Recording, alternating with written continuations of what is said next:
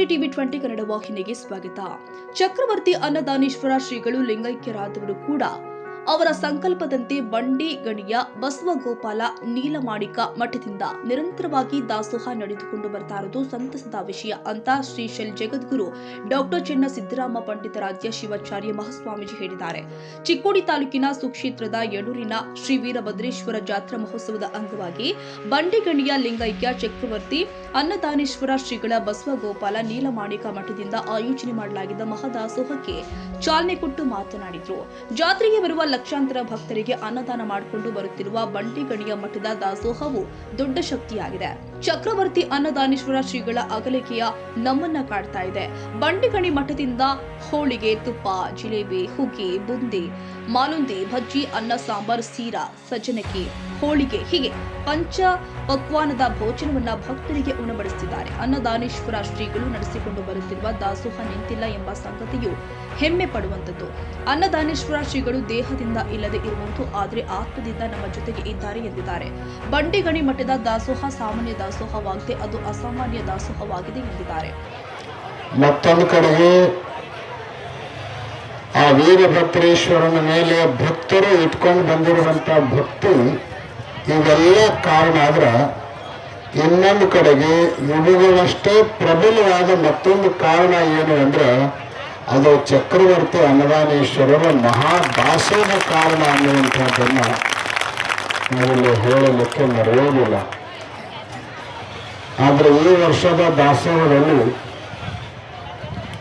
ನಮಗೆ ಒಂದು ನೋವು ಕಾಡ್ತಾ ಇದೆ. ಅದೇನು ಅಂದ್ರೆ, ಪ್ರತಿ ವರ್ಷ ಅನ್ನದಾನೇಶ್ವರ ಮಹಾಸ್ವಾಮಿಗಳವರು ಮಠಕ್ಕೆ ಬಂದು ತಮ್ಮ ಗಾಡಿ ಒಳಗೆ ನಮ್ಮನ್ನು ಕರ್ಕೊಂಡು ಬಂದು ದಾಸೋಹ ಚಾಲನೆ ಮಾಡಿಸಿ ಅವರು ಎರಡು ಮಾತುಗಳನ್ನು ಹೇಳಿ ಆಮೇಲೆ ನಾವು ಆಶೀರ್ವಚನವನ್ನು ಮಾಡ್ತಾ ಇದ್ವಿ. ಆದರೆ ಇವತ್ತು ಭೌತಿಕವಾಗಿ ಅವರು ಇಲ್ಲ ಅನ್ನುವಂತಹ ವೇದನೆಯನ್ನು ನಮಗೆ ಕಾಡ್ತಾ ಇದೆ. ಪ್ರಕೃತಿಯ ಇಚ್ಛೆಯನ್ನು ಯಾರೂ ಮೀರ್ಲಿಕ್ಕಾಗೋದಿಲ್ಲ. ಪಂಚಭೂತಗಳಿಂದ ನಿರ್ಮಾಣವಾಗಿರುವಂಥ ದೇಹ ಒಂದು ದಿವಸ ಪಂಚಭೂತಗಳನ್ನು ಸೇರಬೇಕಾಗಿರುವಂತಹದ್ದು ವಿಧಿ ಲಿಖಿತ. ಅದು ಆದರೆ ಮತ್ತೊಂದು ಕಡೆ ಒಂದು ಸಮಾಧಾನ ಏನು ಅಂದ್ರೆ, ಅವರು ಲಿಂಗೈಕ್ಯರಾದರೂ ಕೂಡ ಅವರು ಮಾಡಿರುವಂಥ ಸಂಕಲ್ಪ, ಅವರು ನಡೆಸ್ಕೊಂಡು ಬರ್ತಾ ಇರುವಂಥ ದಾಸೋಹ ಇವೆರಡೂ ನಿಂತಿಲ್ಲ ಅನ್ನೋದೇ ಒಂದು ಬಹಳ ಅಭಿಮಾನ ಮತ್ತು ಹೆಮ್ಮೆ ಪಡಬೇಕಾಗಿರುವಂಥ ಸಂಗತಿ. ಸಾಮಾನ್ಯವಾಗಿ ಕೌಟುಂಬಿಕ ಜೀವನದಲ್ಲಿ ಯಾವುದಾದ್ರೂ ವ್ಯಕ್ತಿ ಕೇವಲ ತನ್ನ ಪರಿವಾರಕ್ಕೆ ಮಾತ್ರ ಸೀಮಿತನಾಗಿ ಬೆಳೆದಿದ್ದ ಅಂದ್ರೆ, ತನ್ನ ಕುಟುಂಬಕ್ಕೆ ಮಾತ್ರ ಸೀಮಿತನಾಗಿ ಬೆಳೆದಿದ್ದ ಅಂದ್ರೆ,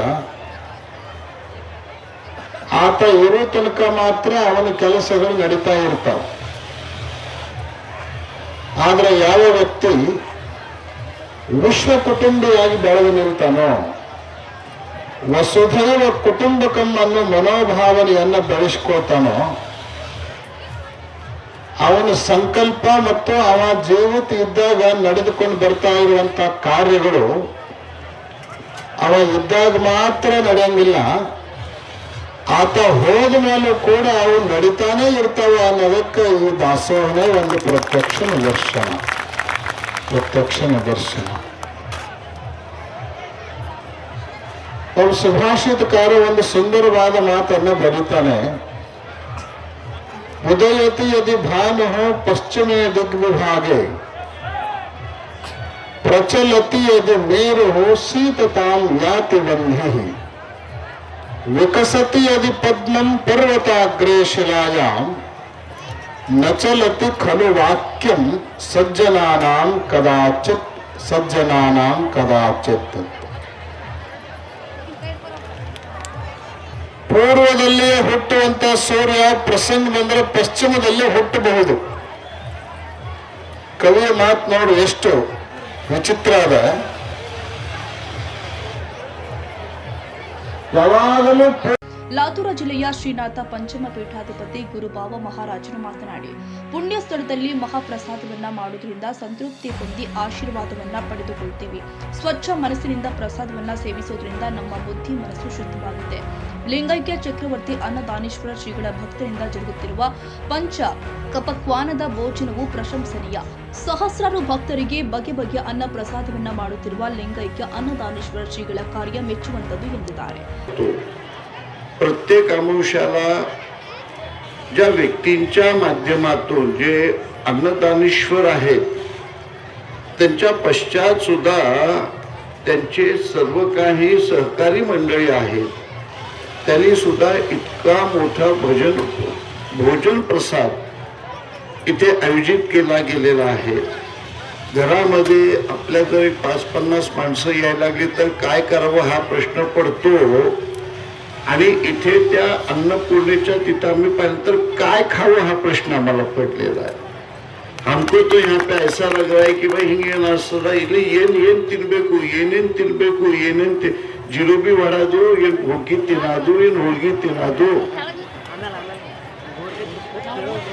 ಯಾವಾಗ ಪ್ರಸಾದ ಮಾಡೋದು ತಗೋಬೇಕು, ಹಿಂಗೆ ನಮ್ಗೆ ಅನಿಸ್ತಕ್ಕಂಥ. ಅದರ ಸಲ ಹೊಟ್ಟಿ ತುಂಬಾದು ಪ್ರಸಾದ ತಗೋರಿ. ನಿಮ್ಮ ಪ್ಲೇಟ್ದಾಗ गंगाळदागा ಏನು बिडब्याडली. त्याचं कारण असं आहे, प्रसादाच्या बाबतीमध्ये प्रसाद करणाराच प्रसन्न पाहिजे, शिदा पाणी देणारा प्रसन्न पाहिजे, खाणारा प्रसन्न पाहिजे.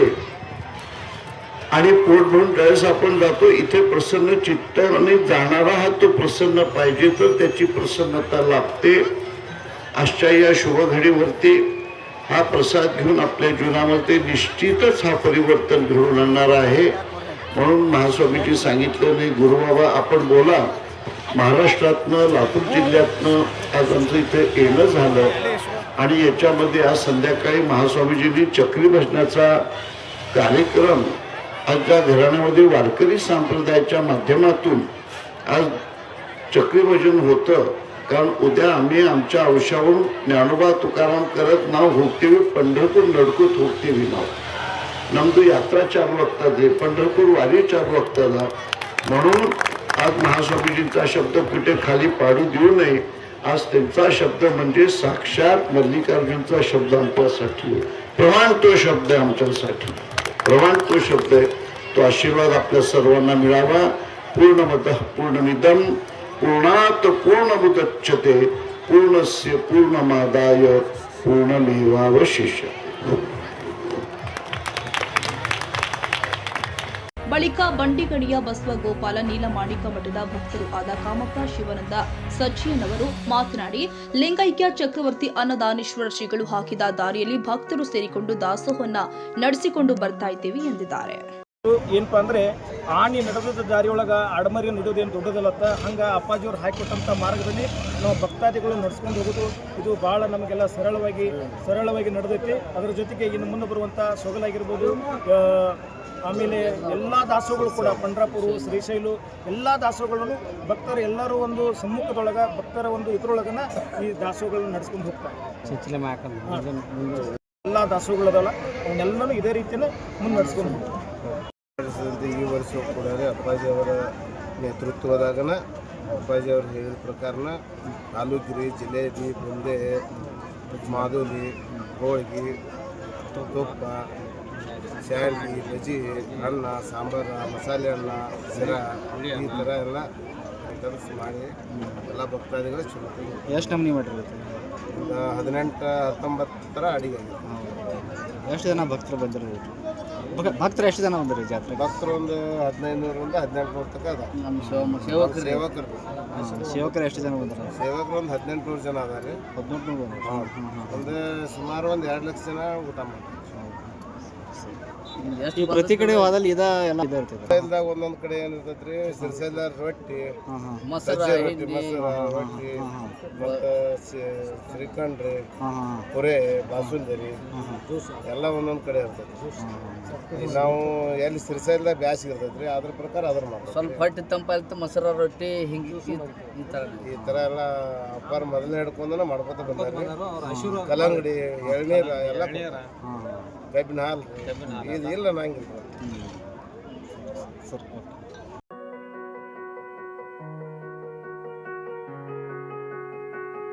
ಕನ್ನಡಿಗರ ಮೆಚ್ಚಿನ ನಿಮ್ಮ TV20 ಕನ್ನಡ ವಾಹಿನಿ ಇದೀಗ ಟಿವಿಯಲ್ಲಿ ಲಭ್ಯ. ಕರ್ನಾಟಕ ಮತ್ತು ದೇಶ ವಿದೇಶದ 360 ಡಿಗ್ರಿ ಸುದ್ದಿ ವಿವರವನ್ನ ಪಡೆಯುವುದಕ್ಕೆ TV20 ವಾಹಿನಿಯನ್ನು ಲೈಕ್ ಮಾಡಿ, ವಿಡಿಯೋಗಳನ್ನು ಶೇರ್ ಮಾಡಿ, ಕಮೆಂಟ್ ಮಾಡಿ, ಸಬ್ಸ್ಕ್ರೈಬ್ ಮಾಡಿ.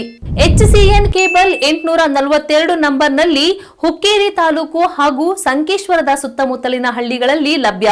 PCN ಕೇಬಲ್ 129 ನಂಬರ್ನಲ್ಲಿ ಹಾರುಗೆರೆ ಸುತ್ತಮುತ್ತಲಿನ ಹಳ್ಳಿಗಳಲ್ಲಿ ಲಭ್ಯ.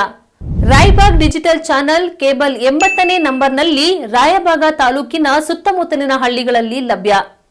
UDCN ಕೇಬಲ್ ನೆಟ್ವರ್ಕ್ ಉಗಾರ ಸುತ್ತಮುತ್ತಲಿನ ಹಳ್ಳಿಗಳಲ್ಲಿ ನಿಮ್ಮ TV20 ಕನ್ನಡ ವಾಹಿನಿಯೂ ಲಭ್ಯ.